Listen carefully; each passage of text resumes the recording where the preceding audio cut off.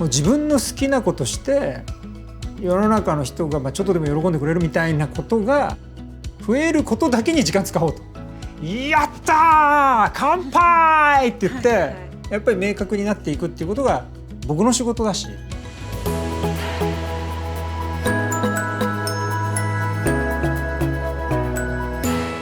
じゃあ井出小葉さんっていう人間がいろんな多分調整とかもしなければいけない今のところに疲れているその過程でのご自身がそう変わられた理由ですとか、あとは今新たにそう思うその社長とはとか経営とはみたいなことって何かあるんですか？でもね、やっぱり僕が変わった一番のきっかけは昔じゃらんネットやってた時に十二指腸潰瘍閃光っていうのでお腹に胃に穴が開いてそこから食べ物が出て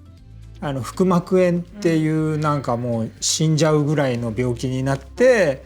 朝5時に救急車で運ばれてそこから2週間とか3週間入院したみたいな先生が来た時に2日目か3日目だったのかな、ちょっと意識がはっきりしてきて、先生僕はいつ会社行けますかねと、僕が会社行かないとみんな困るんですとって言ったら君みたいな人を治すのが一番腹が立つって言って、ちゃんと休憩してちゃんと処置したら治るもので、ここにあなたは死にかけてた。でちょうど子供が3ヶ月だ1年ぐらいと、こんなちっちゃい子もいて、ひょっとしたら君は目覚めなかったかもしれないんだよと。で死ななかったのがラッキーだったのに、何言ってんのと。君は人生を考え直した方がいいぞって言われたの。あ、そうか、俺は死んでたかもしれないのか、人生考え直した方がいいなって思って、でそこがね、その病院がたまたまね図書館のすぐ近くだった。それで奥さんに漫画でわかる歴史とか漫画でわかる哲学の本をいろいろちょっと持ってきてくれって言って、だから歴史とか哲学のことに興味が出てきたのはそこらへんで、いろいろ考え始めて、もうこの先はロスタイムだと思うと。だって今日死んでたかもしれないと思ったら、お金持ってたとしても何にも意味なくて、だからその時唯一じゃらんネットは大きくなったよね、あいつはちょっと大きくしたかもねみたいなのは残るかもなとかちょっと思って、そういうのがいっぱい残る人生の方がいいかもなって思っちゃったんですよ。それでもう後のじゃあ人生のロスタイムはもう自分の好きなことして世の中の人がちょっとでも喜んでくれるみたいなことが増えることだけに時間使おうとって思って、だからよく言うのは売り上げが上がるとか利益が上がるってもいいんだけど、それって誰が嬉しいのとか。だって例えばね、よくみんなにも言うんだけど、俺らどうなったら来年の今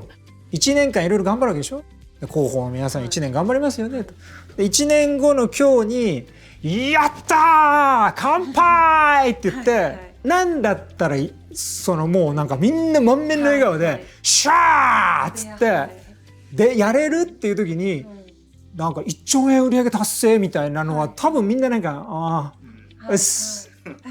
ってなるでしょ。そしたらってなるだけじゃない。わーっていうのって多分もっとみんながやりたいことだし、でこれすげえみたいなことでしょ。だからもうそれだけみんなやればいいと思うわけ。その方が世の中ももっと良くなるし、本当に優秀な人のポテンシャルも出ると思うの。我々の目標は売上 20% アップ達成おめでとうございます。これもいいんだけど、なんか違うなみたいなのがあって、そういうことだけやりたいなみたいなのでどんどん来ちゃった。どうして今ご自身がその社長という立場になられたのかと。なることができたかっていうふうに言うのが正しいか分かんないですけど、それはどういうふうにご自身の分析をされてらっしゃるんですか？世界的に見たら、かなり才能的にも能力的にもそんなに高くないただの46歳の人っていうだけなんだろうなと。だからなんとかいろいろ工夫しないといけないなっていうふうにしか思ってはいないですけど、社長みたいなのはもうだからもう係だから、社長係ってことですか？なんかだって誰かがやらないといけないでしょ。でもリクルートはだから世界中の人たちがどうやって仕事に就けるかとかね、どうやって仕事を探せるかとか、日本の企業がどうやってもっと簡単に会社経営できるようにできるかとかいうことをやる人たちの集まりで、その集まりが一番成果を出して世の中良くなんじゃないのっていうのをなんか調整する係はいるでしょ。それだったらちょっとうまくできるかもって思う。やっぱりなんか我々何がやりたくて集まってきたんだ、でね、今なんてだって日本人じゃない従業員のっていっぱいいるわけですよ。もう半分近くになってきてるわけでしょ、ね、日本人的にこれが楽しいよね、これがかっこいいよねみたいな話じゃなくて、やっぱりこんなことをやるために僕らってここに集まってきたよねっていうのがやっぱり明確になっていくっていうことが僕の仕事だし、それが明確になっていかないってことはやっぱりあんまり俺がいい仕事できてないっていうことなのかなと思いますけどね。なんかね、こういう話をするんですよ。サッカーの試合やってて、この試合に勝ったらワールドカップのベスト4に入る、ね、それで残り10分で1点負けてる、ね、絶対に俺らの中でチームの中で一番うまいやつにもっとパス渡そうとすると思うんですよ。でその時になんか右サイドのやつが、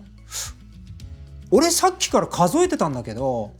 あいつ10番のやつ8回パスもらって俺2回しかもらってないんだよね不公平だと思うんですけどって言わないよね。言わないですね。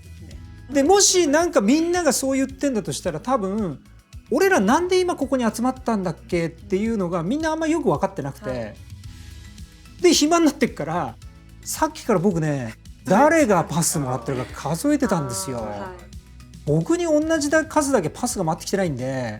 なんで僕の評価低いと思うんですよねみたいな感じにどうしてもなっちゃう。だから俺なんでここに集まったんだっけと、1点取って勝つためだよねとか、俺らなんでここに集まったんだっけと、できるだけ多くの人が簡単に仕事をゲットできるっていうことのために集まったんだよねということをこれ毎日毎日言わないと、なんかねどうしてもあれなんかさっきから見てたらこれ不公平だなとか、やっぱいろいろ難しくなってきちゃうんですよ。だからそれはなんか僕の仕事だなと思ってよくやってますけどね。